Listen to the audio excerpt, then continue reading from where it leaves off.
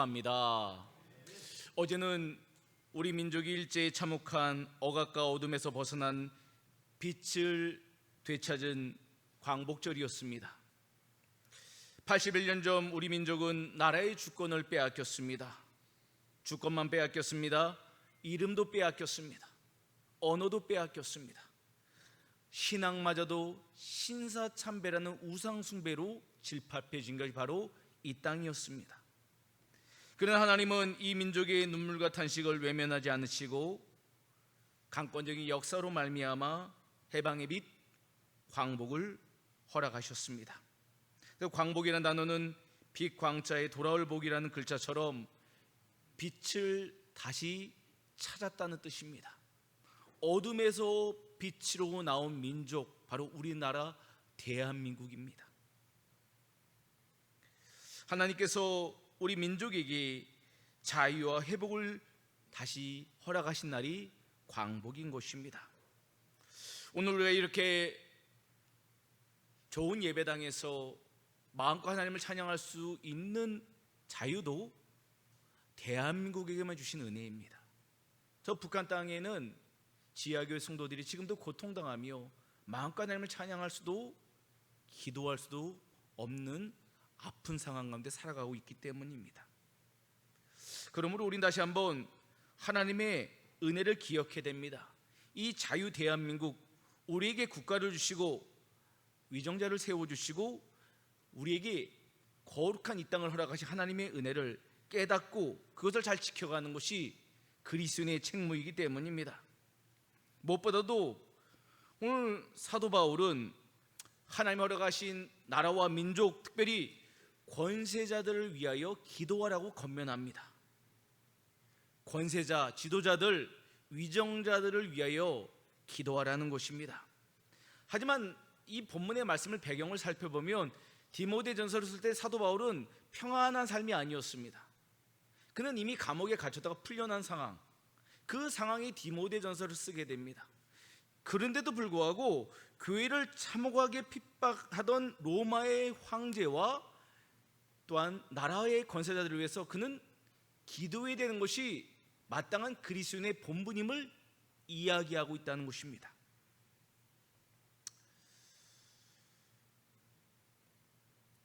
다시 한번 오늘 사도 바울이 나라 민족과 권세자를 기도하는 이 권면 내용을 함께 살펴보면서 우리 나라와 민족과 권세자들 우리는 어떤 기도를 드려야 되는가, 특별히 우리는 왜 기도해야 하는가를 함께 살펴보는 이 시간 되기를 바랍니다.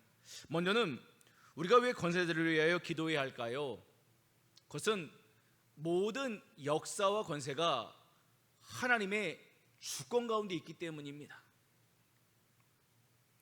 로마서 13장 1절 말씀을 우리 함께 보겠습니다. 시작. 각 사람은 위에 있는 권세들에게 복종하라. 권세는 하나님으로부터 나지 않음이 없나니 모든 권세는 다 하나님께서 정하신 바라. 아멘. 그러니까 나라와 민족의 참된 주인이 누구인가? 누가 진정한 주권을 갖고 있는가? 그건 바로 하나님이시라는 것입니다. 그 하나님이 우리를 향해서 지금 권세자들을 위하여 기도하라라고 말씀하고 있습니다. 모든 것이 하나님의 뜻 가운데 있기 때문입니다. 오늘 말씀 1절도 한번 보겠습니다.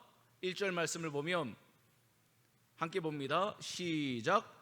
그러므로 내가 첫째로 권하노니 모든 사람을 위하여 간구와 기도와 도구와 감사를 하되. 우리는 어떤 기도를 드려야 되는가에 대해서 사도 바울은 네 가지로 기도의 모습을 이야기합니다. 먼저는 간구로 기도하라는 것입니다. 절박한 필요가 있습니다. 하나님께 부족한 것을 달라고 기도하라는 것입니다. 또한 기도하라는 것입니다. 하나님이랑 거룩한 대화, 경외함으로 나아가라는 것입니다. 도구는 중보입니다. 타인의 고통과 아픔을 우리의 것으로 품고 대신 하나님께 기도하라는 것입니다. 또 다른 기도의 모습은 감사입니다. 이미 주신 은혜를 다시 한번 하나님의 이루셨음을 고백하는 것, 감사함을 나타내는 것이 바로 기도의 또 다른 감사라는 것입니다. 이런 기도의 네 가지 내용을 위하여 기도하는데 특별히 나라와 민족을 이끌어가는 권세자들을 위하여 이렇게 기도하라는 것입니다. 우리가 나라를 이끌어가는 권세자들을 볼 때 참 답답할 때가 있습니다. 한탄할 때가 있습니다. 부족해 보일 수도 있습니다. 그리고 비판할지도 모릅니다. 하지만 오늘 사도 바울은 그리스도의 마땅한 본분이 무엇인가, 그런 안타까운 나라와 민족을 바라보며 세상 사람들처럼 비판하고 비평할 게 아니라 하나님께서 허락하신 뜻을 구하며 이 나라 민족을 잘 이끌 수 있도록 그를 향해서 기도해 달라는 것입니다. 기도하라는 것입니다. 기도하면은 하나님은 기도의 성도를 통하여 이 나라의 권세자들을 다시 움직이시겠다는 놀라운 언약의 말씀인 것입니다. 대한민국 국회사에 보면은 우리나라 재헌국회는 예배로 시작했습니다. 1948년 5월 31일에 일제강점기를 거쳐 대한민국 건국이라는 제1대 재헌국회가 개원하게 됩니다. 당시 국회 본회의록의 기록에 따르면 임시의장이었던 이승만 방사는 의정석에 올라서 이렇게 선포합니다. 대한민국 독립민주국 제1차 회의를 여기서 열게 된 것을 우리가 하나님에게 감사해야 할 것입니다. 종교 사상 무엇을 가지고 있든지 누구나 오늘을 당해가지고 사람의 힘만으로 된 것이라고 자랑할 수 없을 것입니다. 그러므로 하나님에게 감사를 드리지 않을 수 없습니다. 우리 이 내용을 우리 영상을 통해서 함께 좀 이 시간 우리가 시청하도록 하겠습니다. 재헌 초대국회 개회 기도문 영상을 보겠습니다.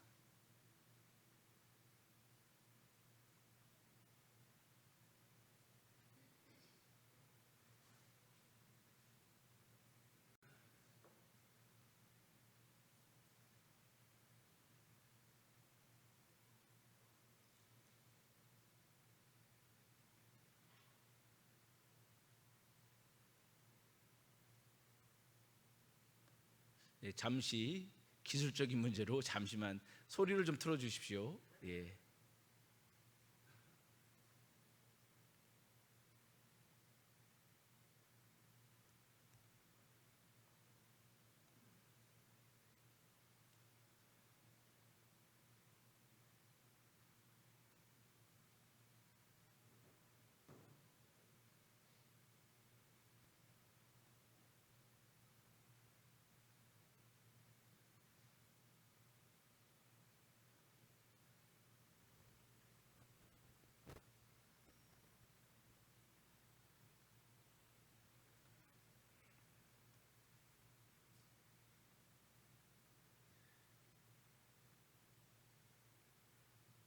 치는 오늘이 있게 하심을 주님께 저희들은 성심으로 감사하나이다. 오랜 시일 동안 이 민족의 고통과 호소를 들으시사 정의의 칼을 빼서 일제의 폭력을 굽히시사 하나님은 이제 세계 만방의 양심을 움직이시고 또한 우리 민족의 영혼을 들으심으로 이 기쁜 역사적 환희의 날을 이 시간에 우리에게 오게 하심은 하나님의 섭리가 세계 만방에 현시하신 것으로 믿나이다.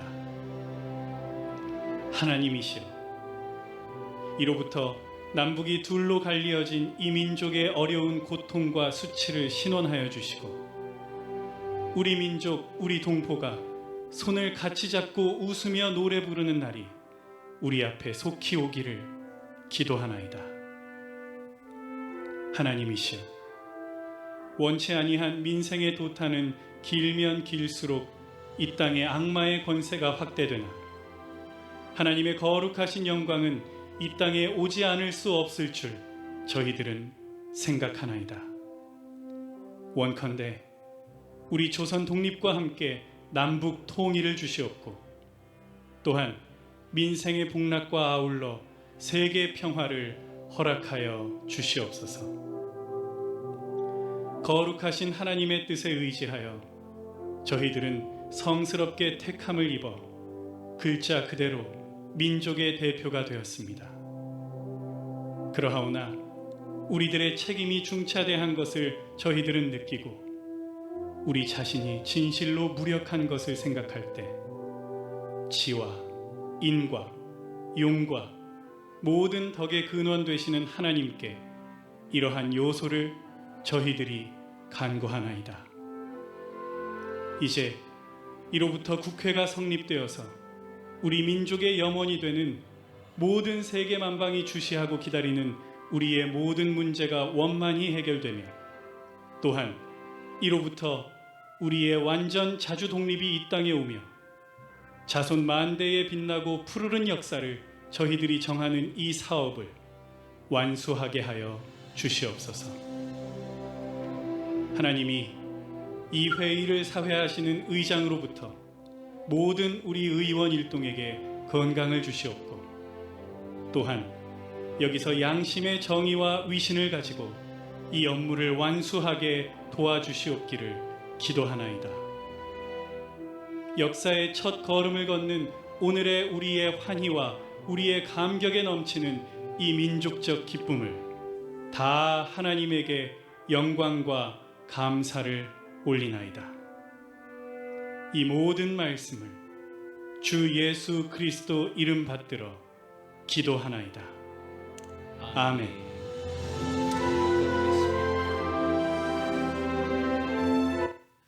우리나라 제1회 재헌 국회는 이렇게 예배로 하나님께 나아갔습니다. 당시 기도를 드리셨던 이니 이윤영 의원이신데 목사님이십니다. 감리교 목사님이셨습니다. 그래서 목사님이 이렇게 친히 기도한 내용을 다시 극동방송에 다시 재현해서 이렇게 영상을 만들었습니다.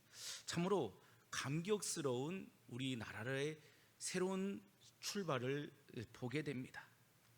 그렇습니다. 우리나라 대한민국은 하나님을 향한 기도로 새 역사를 쓴 민족입니다. 이걸 잊으셔서는 안 됩니다. 정치인이 잘해서 이 나라가 자유대한민국이 된 게 아닙니다.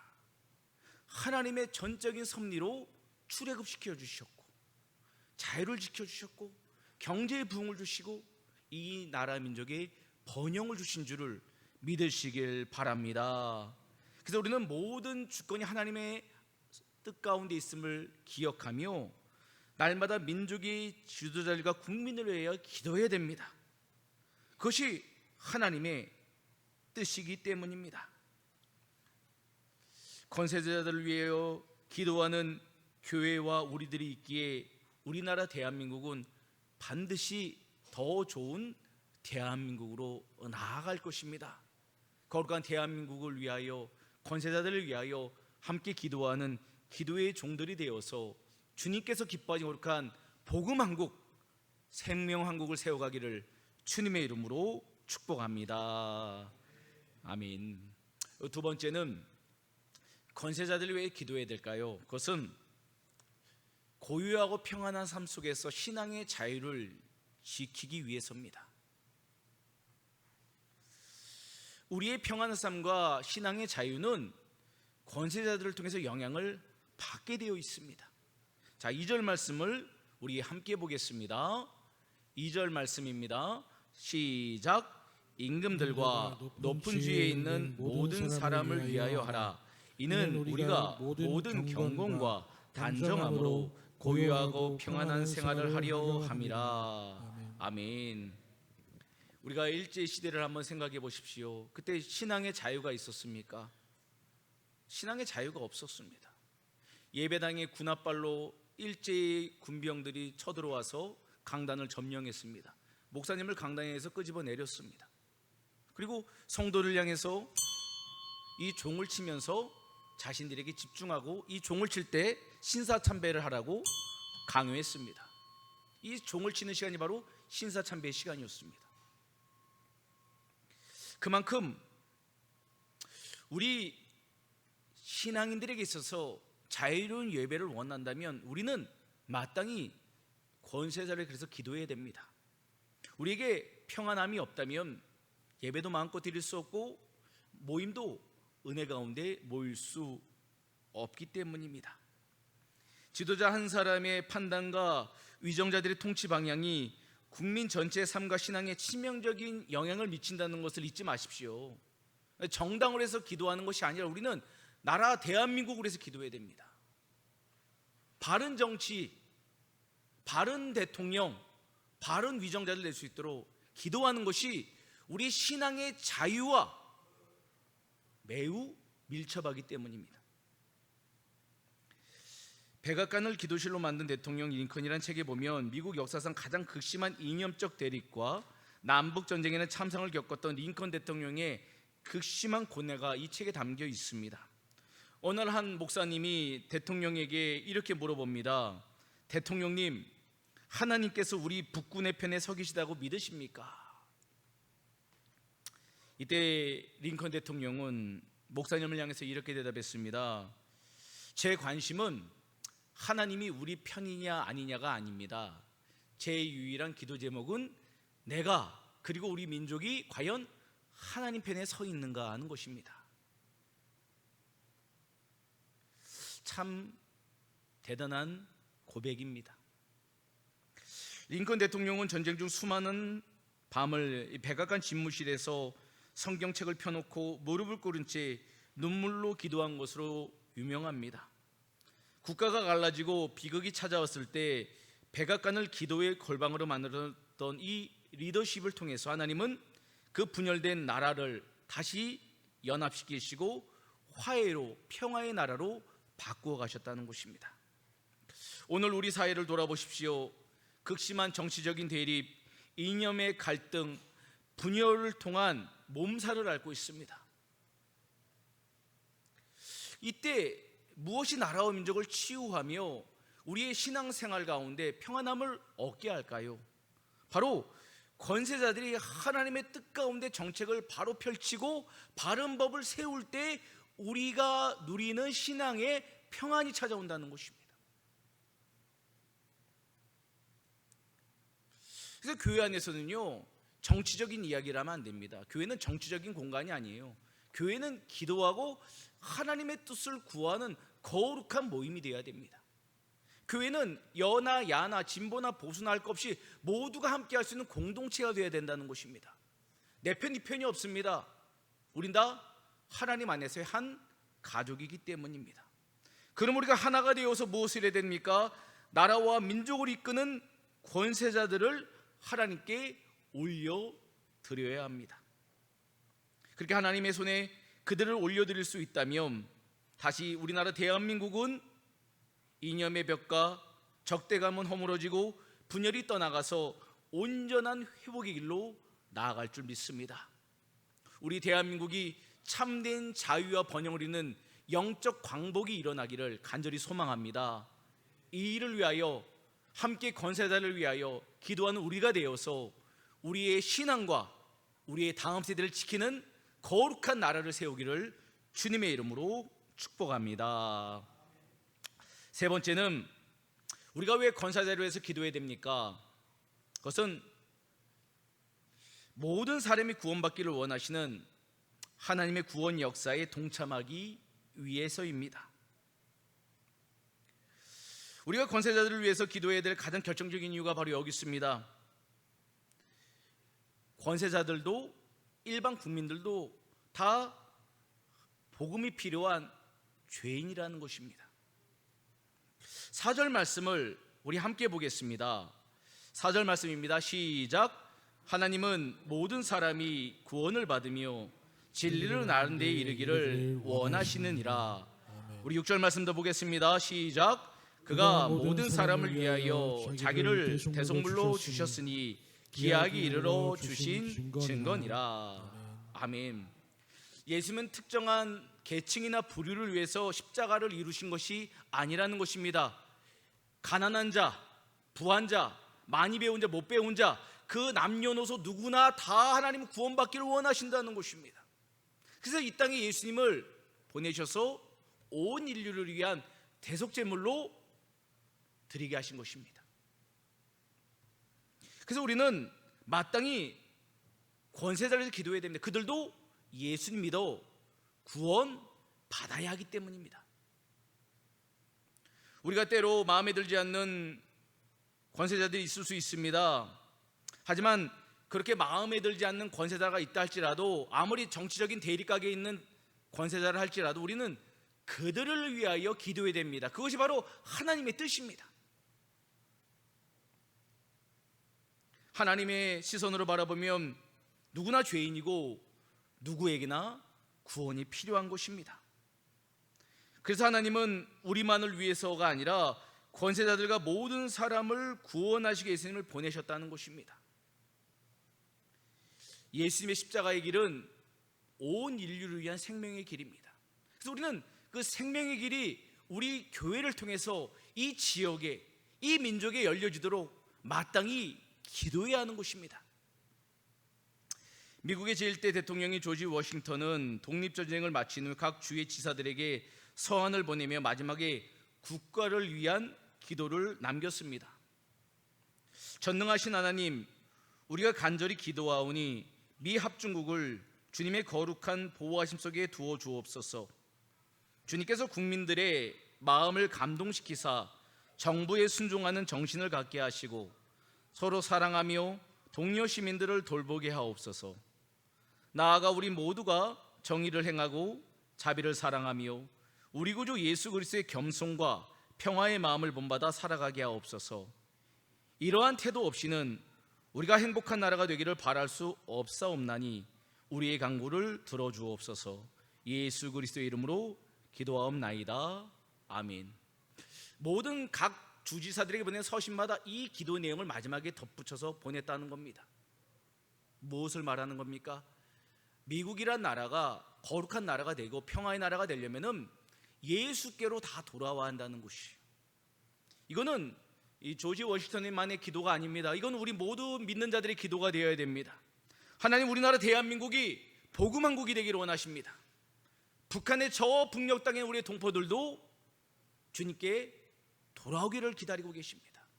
그 나라에도 교회가 세워지고 예배가 선포되기를 기다리고 계십니다. 그래서 우리는 복음으로 자유케 되는 대한민국, 거룩한 구원의 복음이 땅까지 증인되는 거룩한 나라를 세우게 하여 기도해야 한다는 것입니다. 그래서 우리는 위정자들을 위해서 기도해야 됩니다. 지도자들을 위해서 기도해야 됩니다. 민족을 이끄는 권세자들을 위하여 기도해야 하는 것입니다. 하나님께서 역사 가운데 우리 민족에게 광복의 은혜를 허락하시고 이 자유대한민국을 세워주신 것은 우리 잘 먹고 잘 살라고 주신 것을 넘어선 이유가 있습니다. 그것은 바로 우리가 거룩한 복음의 제사장 나라가 되고 제사장 교회가 되어서 하나님을 기쁘시게 하는 모든 민족을 품는 거룩한 공동체가 되기를 원하시기 때문입니다. 사도 바울이 서두에도 말씀드린 이 편지를 쓸 때가 언제였습니까? 로마가 평안할 때였습니까? 신앙의 자유가 있을 때였습니까? 아닙니다. 로마의 황제는 예수 믿는다고는 크리스천들을 잡아다가 사자에 먹이를 주며 로마 시민들을 그 관중석에 모셔서 열광케 만들었습니다. 신앙을 억압했습니다. 하지만 오늘 그런 황제와 위정자들을 위해 사도 바울은 기도해야 된다고 이야기합니다. 역설적입니다. 현실은 그렇지 않지만 그런 나라와 민족을 꿈꾸라는 것입니다. 이것이 바로 우리가 걸어가야 될 믿음의 길, 다음 세대에게 전해질 복음의 길이기 때문입니다.